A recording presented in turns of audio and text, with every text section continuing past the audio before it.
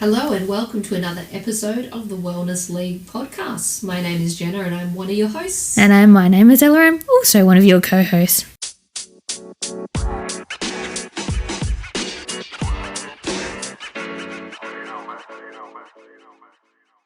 We're excited to be back for our 5th week in a row of recording, and we've got some exciting things to talk about coming up in today's episode. So, Jenna, how was your week? My week has been pretty average, to be honest. I've been sick with a cold. Oh, that really cold. Oh, poor girl. Yes. So I don't usually get colds that much, but this year has been atrocious for it. So I had the flu earlier in the year, and now this one. But I'm getting better. So cold and flu tablets and lots of lemonade. Oh, how good. Yeah. How's your week been? Yeah, good. Like nothing out of the ordinary, nothing amazing, nothing crap. I think 7.5 out of 10 we call it. A pretty good score, I would consider. Just above average? Yeah. Good week. We made it. Good week overall, nothing outstanding. Yeah. Didn't want to punch anyone this week, so we're good. That's good. Lifted weights instead. That's it. That's exactly what you need to do.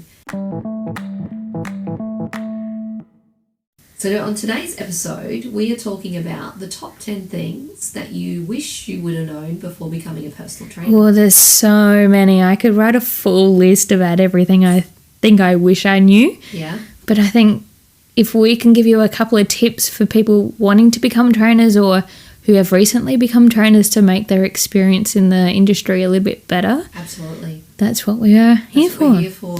Yeah, it's not to deter anyone or to make anyone think it's hard. It's more so to think about these things and plan ahead so you can really succeed and be the best personal trainer possible. So we've spoken to a few of our trainer mates. We put a call out on Instagram to see what other people recommended, and we got some really good ones. Yes, we had some really good responses from trainers who have been in the industry for many, many years. Yeah. We've also come up with some ourselves. So our first one of our listeners said they wish they knew more about business. Yeah, that's a big one, I think, for personal trainers, because essentially you are working for yourself, and it's up to you on how successful you are. Yeah, so like simple things like your tax, your leave, your super, and just your reality of your earning capacity is...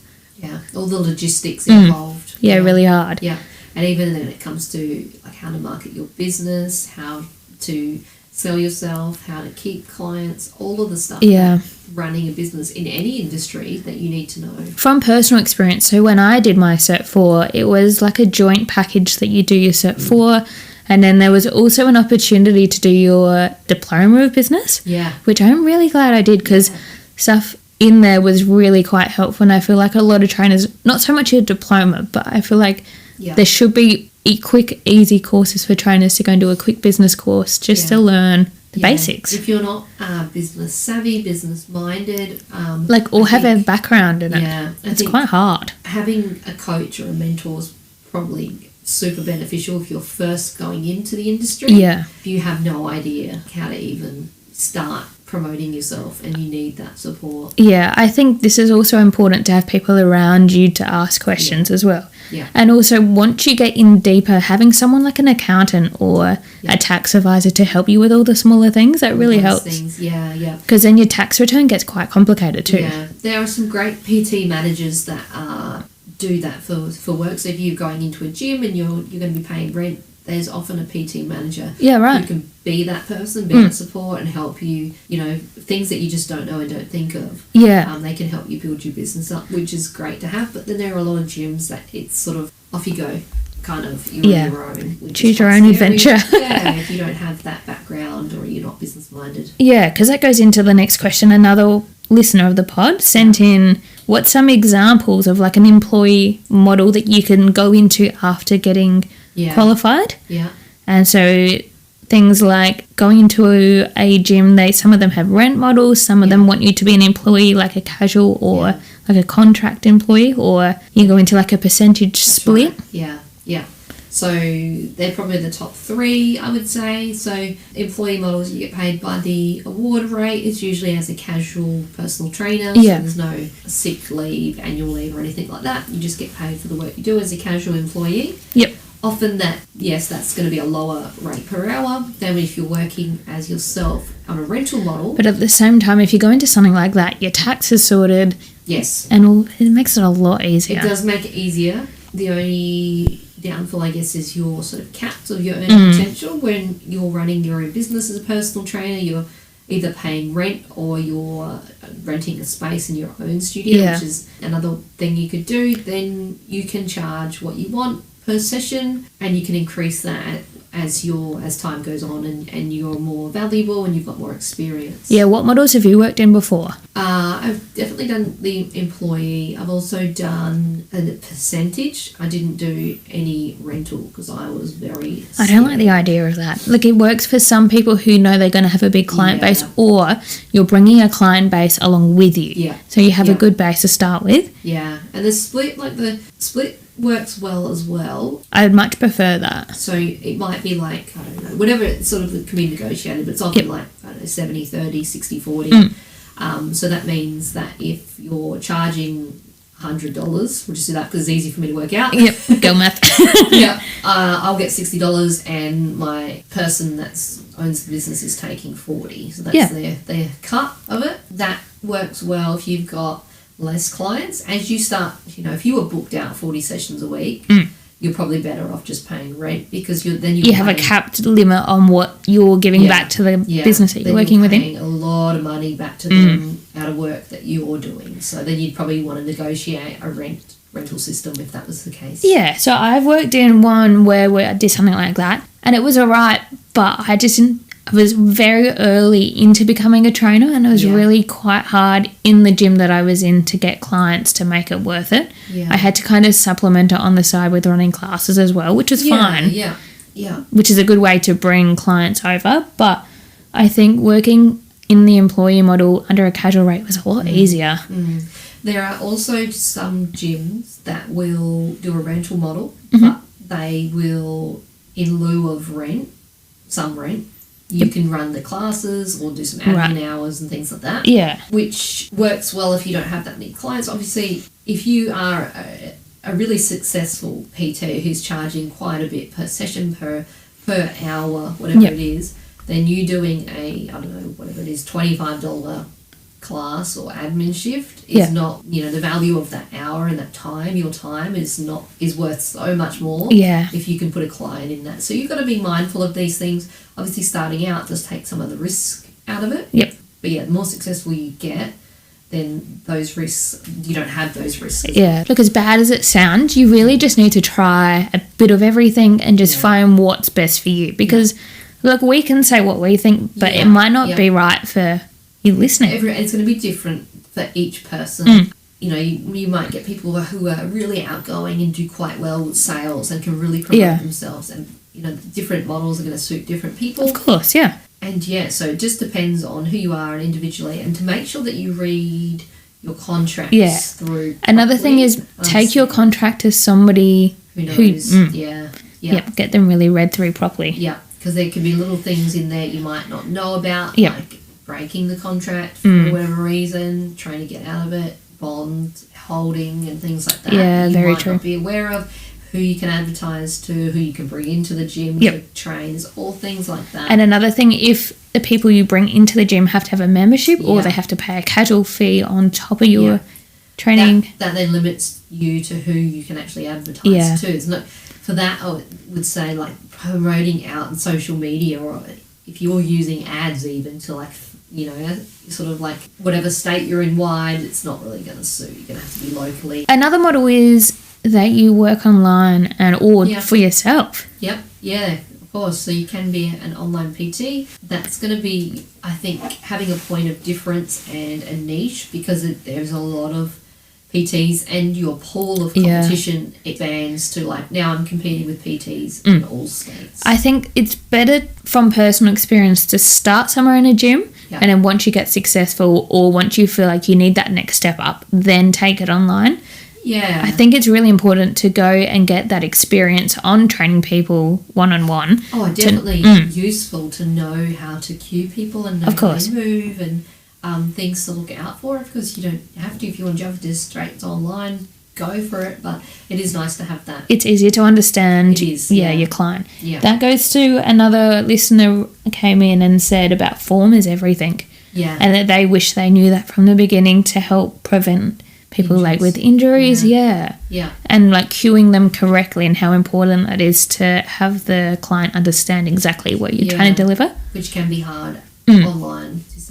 A lot of people will ask their clients to upload videos. I think you've done that with someone in the past where you've uploaded whatever you're doing and then the coach has given you feedback based on what they're seeing. So I did that with a lifting coach maybe 2 years ago when I was doing a lot of CrossFit. There's a few things I wanted to fix and I just felt like I had to go and find that externally to get it right. Yeah. It was fine, but you do a whole session, record the videos, then you sent it off and get the feedback. But then you've just done your whole session wrong. Yeah. Do you know what I mean? Yes, sure. You'll be ready to go and fix your next one. Yeah. But I feel like I've just wasted a whole hour session because my form was terrible. Yeah. And if that person was there in person, they would have said, just tweak this. And then you would continue on with that tweak. Yeah, correct. Also, form in person is quite hard. I think it's really good to learn correct form yourself before you go and teach it as well. I know I wasn't very good at that. I'm better at giving form and fixing other people than I am doing it myself. Yeah. But it's just something that I've always worked on and it helps me train. A different visual perspective. Of course, yeah. Looking at someone else. Yeah.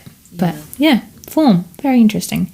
The next one is the hours and split shifts. Not many people were aware of the hours that are involved. Your typical 9 to 5 Monday to Friday at all. Most PTs will go in starting as early as 4:35 a.m. Yeah, so you'll be looking at that time when people aren't at work. So like 5 o'clock to maybe 9 a.m. You might have some mums during that early morning, and then you often have a break, and then you're back to work 6 p.m. Or even sometimes a bit earlier because you have the school kids coming in. Yeah. If you get lucky in a gym where you do have people coming in during the day, have a seniors or mum classes throughout the day, that's great. Yeah. But it's very rare for that kind of setup to be like that. Yeah. So for people with, a family, it can be hard to work around that. Because obviously you're working, if you've got a partner who works a 9 to 5 job. Or even shift work. Yeah. So then you're working every morning and every night. So you're probably missing out dinner and things like that. Yeah. Which you'd be doing in the evening. It's just really hard. When I was doing my courses, a lot of people were like, I don't really like early mornings and I don't like late nights. And the people teaching us were like, well, you're going to get used to it. Yeah. That's what it's a part of your job.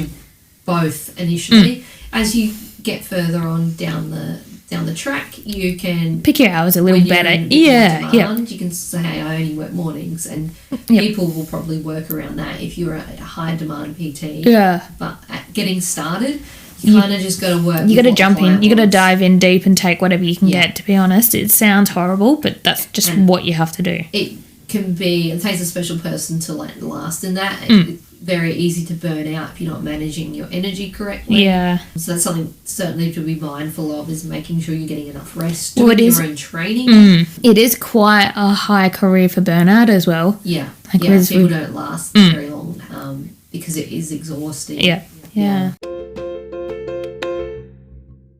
All right, another listener of the pod sent through another question saying, Cert 3, why do you get to teach a group when you do your Cert 4 to teach just one person? Well, Cert 4 is like a PT one-on-one training, so it's not that you're just teaching a class to one person. It's that it's a whole lot more. You're individually programming, you're periodizing, you're doing movement, you're prescribing movement to an individual, and you might be looking at, like we talked about, form. So you might do a form assessment, assessing movement patterns and things like that, and then prescribing exercises. The programs you're periodizing over certain week blocks. Yeah. You're not just writing a group fitness class. So it's not just about the number of people. Yeah, I think your Cert 3 is really good for teaching a group because, a group you can just write a very easy program that covers everyone. Yeah. Yeah, you'll learn to make it easier for the person who needs it and harder for it needs to be. Yeah. But when you go into Cert 4, you learn how to cope with different kind of health problems, like different kind of injuries. Like you learn a lot deeper into every category that you need. Yeah. It's not. As I said, it's not about the number of people that you're coaching. It is absolutely about the specifics and programming in detail versus a sort of, which could be seen as a cookie cutter program. Here we go. We can make regressions and progressions if you need it. It's not that detailed. Your Cert 4 definitely does help you teach your group classes. Yes. But, yeah, I'm very glad I did both. Yeah, I think it is, like, most people don't do just Cert 3 unless they're just wanting to teach group fitness and that's all they needed. Yep. But that's why most RTOs will offer it as a package, a Cert 3 and 4 fitness. Yep, definitely. Learning about, like, how the industry is very much 80% people but 20% fitness. So you can't come into the industry not liking people because it don't work. Yeah, you have to be a people person. A lot of trainers have said it's kind of like a bit of a therapy session. Yeah, you're literally an unqualified, like, psychiatrist, psychologist, kind of, the things that you listen to, and people just like to talk about everything when they're going, when you're training them, so. Yeah, absolutely. You've got to be able to talk to people, empathise with people, and get along with people and enjoy it. Otherwise you're not going to last if you don't enjoy it. Yep. If you can't have a laugh and you take everything too seriously, it's not going to work. Yeah, I'm definitely, so I'm more introverted, and I know that being with people for prolonged periods of time is tiring for me, and I need to go home and regroup and, like, re-energize. Refill, So I found, for me, when we're talking about those split shifts, I would run mornings, but then the afternoons, that's where I was, like, not so great. And that's why I went into, like, boot camps, and I'd run morning boot camps, and then I'd do some online stuff in the day. Yep, fair enough. Because my evenings were just no good, and I was almost like I was a people person in the morning, not a people person in the evening. No. Yeah, so I'm, like, very extroverted around people, but I need to have my time alone to, like, say, like you say, recharge. Yeah, absolutely. Yeah, like, it's easy to be on when I'm around people, but as soon as I get home, like nothing. Like, I need to turn off. Yeah. Keeping with the current trends and how fast-paced it is really important as well. Yeah. There's always new studies and new evidence coming out about different techniques, and it's important to keep on top of that. Not only that, there's also different types of training coming out of everywhere all the time. So, like, at the moment we're going through a big Pilates and kind of reformer phase. Yep. And it's really looking after your body, and that prehab is becoming really big at the moment. There's a lot of wellness centres popping up. Yeah. That's become huge. A lot of, like, recovery hubs and things like that. So that's a trend. Also, like, technology, keeping up with the trends in technology. God, that's forever changing. It's quite hard to keep up with everything like that. There's apps that you can use for training. I think just keeping open to things changing is really quite important. Like, if you were closed-minded, you start falling behind everybody and not offering what your clients are needing further. And they might ask you a question about something and say, you know, if it's about wellness and recovery and things that they've seen because it's everywhere, and then you need to be able to answer them. So or know where to refer them to. So that's really quite important. Like, even keeping up with current courses as well. So if you are a Fitness Australia member and keeping up, what's the new name for that? Ozactive. And keeping so to keep a member there, don't you have to redo courses every year to get your points? There's a certain amount of CEC points you have to do each year to be able to stay registered. I've never really been a fan of that just because that's not the best way I learn. I've learned through my career by going out to different classes or going under different trainers to just learn that way, and I've found that's more beneficial to me than going and spending a whole day learning how to do to get points. There's other things you can do now which didn't used to be. Oh, really? So you can, certain journals or studies, they can go towards some points. Oh, right. Definitely, short courses, online courses and things like that. And I guess the purpose of it is to make sure that you are staying current. You know, if it was like a doctor that has to stay registered with some sort of governing body, there's certain things they have to do to stay current and not fall behind. Starting a business from scratch, I don't think it's very often spoken about, the whole setup and everything. So from my experience, I took over a failing business which actually went under. And so I took 10 clients along with me. I bought out all the equipment, and then luckily it just happened before COVID times. And then so I spent a couple of months just trying to get everything set up correctly so that when we could go out and train in a group, I had everything ready to go, which was great, but it's not often it happens like that. But I wish I knew what went into making that work. Because I didn't take over the business name and I didn't take over the back end of everything, well, you really couldn't take much at all. So starting from like buying your business name, getting your insurance right standard, doing all your marketing, and like coming up with all that stuff. What about, I guess, in terms of like customer management, and like, were there systems that you took over, or did you start again? Yeah, I had to start everything again. So like that, finding apps to run everything through your payment systems, it's quite a lot. Yeah. So I think that should be well known about starting a business from scratch. Yeah. I was just extremely lucky that I did take over the equipment and some clients, but then I had to build it up because with the clients I took over, I wasn't going to make much money at all. Yeah, and I guess there's so many, and there's such advanced things that you can use for like CRMs to manage your customer database, but then... How do you know about that if you've never heard about this stuff before? Yeah, and I only know about these like bigger ones through places that I've worked because I'm using that as an employee, but outside of that, you know, you have to do your own research, and there's a lot of things you can trial and see how they work. Another thing was hiring staff. I was trying to find obviously the best way to do it and a way that to keep it simple for me and them. And so I ended up going with a contract way. Yeah. So they have their classes and they know when they're running them. And then at the end of the month, they will send me an invoice through. Yeah. But it's back to then they take their own tax out. They take their own super out. And then if they don't take a class, they don't get paid. Yeah. So it's back to, that. Yeah. Which is probably the easiest way to... very much, yeah. Which is, the easiest way to have minimal overheads and all that kind of thing. Yeah. So doing that research before starting a business is very important. Yeah. And also back to simple stuff like making your branding. If you have no design background, luckily I did, but then you're going to have to find somebody to do it. And then I had to find a company to make all our merchandise. And a lot of those you have like a minimum order as well. So trying to make them was quite hard. Yeah. You only want a small amount. And you can't do it. And then you have setup feeds for all your logos and everything as well. I had no idea about any of that. Yeah. Yeah, very interesting. Nice. While we're on the topic of gyms and everything, what's in your gym bag? Well, I recently changed to a small gym bag. Yeah. And the reason was because I was going to a gym that has no lockers for a little while, and I didn't want to leave a big gym bag out in the open where it could potentially be thieved and taken away. Yep. So in my gym bags, very minimal things. I've got a lip gloss. My keys are usually in there with my swipe tag for the gym. Yep. A hairbrush. All the important things to look good in front of the mirror. Card. That's about it. And then I just carry my towel and drink bottle going in.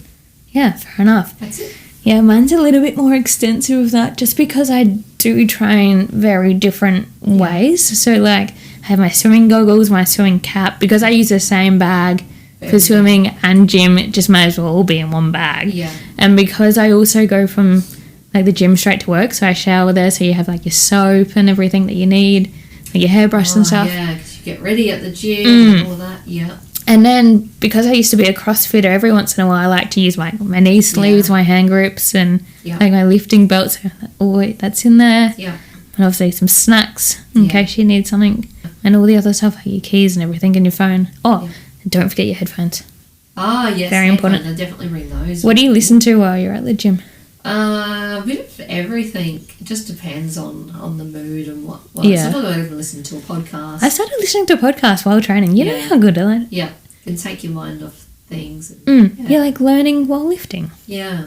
I used to have like a bigger gym bag, and I'd have like booty bands in there. Yeah, like always important. Keep your booty bands. Because the gym I was going to just decided to remove all the barbell pads. No. So one day I rocked up to do hip thrusts. Your favourite? My favourite. There's nothing worse than bruised hips than after doing hip thrusts. Where have the hip thrust pads gone? So anyway, I ended up using I wrapped my jumper around the barbell. Smart idea. And then my towel. I was like, why are they taking these away? People probably stealing them. People just steal things. Or, you know those balancing foam pads that some gyms have? Sometimes they're really good to use as well. They would be good if they had them, but they didn't have those either. It's big gyms, you know. Jesus. It's not bolted down, it's out the door. Look, if you're not getting enough for your membership, why not take a piece? We have a brand new segment to our podcast this week, And it is our weekly recommendations. We haven't thought of a name for it yet, so we're going to open it up to our listeners for suggestions, and we're going to put it on our socials of what we should call this segment. Because we have so many good suggestions, we feel like you need to hear them as well. Absolutely. So, what's your suggestion of the week? My suggestion / recommendation of the week is a Netflix series. Ooh, what are you watching? Well, I finished watching. Yep. It's called Painkiller. Oh, what's it about? It is about opioids. Oh, I've heard about this. Yeah, it went straight to number 1 of Netflix. Really? I was like, where did this come from? And it has Matthew Broderick from Ferris Bueller's Day Off. Yeah, I thought I heard that name. Yep. And so it has a few different stories. It tells a story of like a Sackler family who developed this drug called Oxycontin. Oh, I've heard about this one. Yeah, and it sort of contributed to the opioid epidemic in the US. So you follow the story of how it came through that family. So the pharma company, the sales reps who were selling it to doctors. Also a family who were affected. So there's sort of a representation of like the greater of what's happened, and then the legal stuff that was going on. Isn't this like one that they would give you if you had like a major operation or something, and then you get really addicted to it? Well, yeah. So there was one guy that broke his back in it, and he got it for that. In his rehab, and he's in a lot of pain. But yeah, really addictive drug, and people get hooked to it real quick. Yeah, right. Well, that's a deep one. It was really good. I loved it. How many episodes? Only 6. So okay, that's decent amount without like going on forever. How long were the episodes as well? I think about an hour. Okay. Yeah. Yep. Yeah. Could waste 6 hours of my life watching that. Yeah. So mine is, do you know The Imperfects with like Hugh Van Cuylenberg? Yes. And the other two? I saw him at the entertainment centre. Oh, really? Live. Yeah. But yes. Anyway, so last week they put an episode up with Dr. Richard Harris. He's an Adelaide anaesthetist. Okay. Who in 2019, remember the Thai cave rescue with that soccer team? Anyway, he was the guy that got called up to go and help them get the boys out. Yeah. So, amazing episode. Go and listen. It was out on the 7th of August. But anyway, so I knew he was from Adelaide. I'm like, oh, yep, that's cool. And then I looked into it deeper, and he has his own podcast, and it's called Real Risk. Yeah. He doesn't make new episodes anymore, but the episodes is about 3 series. They can go between about 40 minutes to an hour. Yeah. But he talks to all people who've been in experiences or have had jobs that are really risky to be in.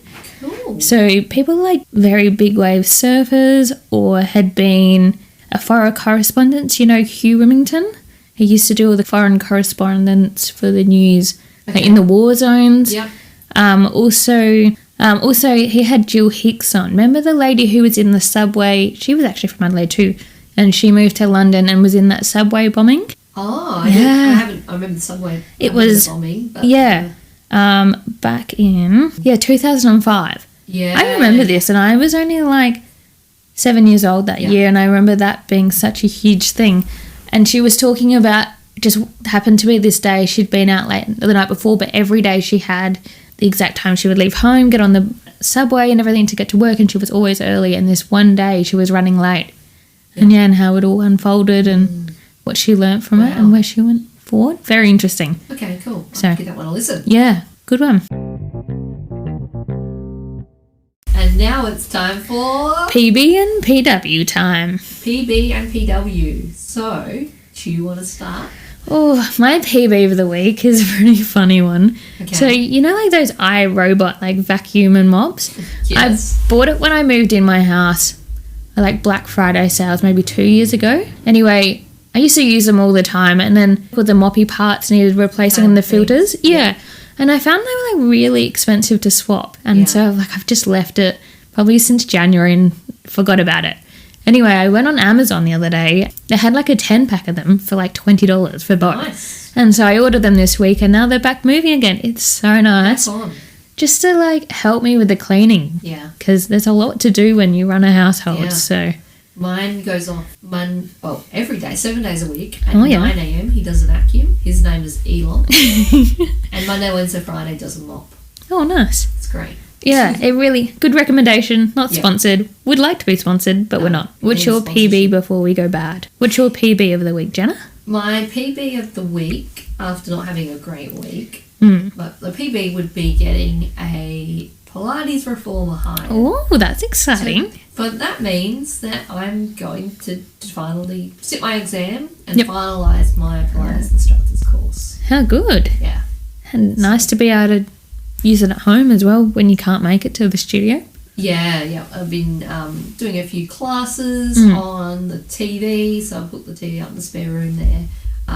And it is, you can just sort of just do it and go at your own pace. Yeah, nice. Yeah. And what is your PW? Look, I keep going on about it, but it's the Matildas and the World Cup is over. Yeah. I think we just had 2 big games this week, playing England last Wednesday night and then playing Sweden last night. We played so well, we just didn't make it. So we ended up being 4th, which is amazing. That they've done the country very proud. Yeah. But yeah, PW, they didn't win. So, but well done, girls. Good effort, and I can't wait to see where women's sport goes moving forward. So when will the Matildas play again in the World Cup? You said it was...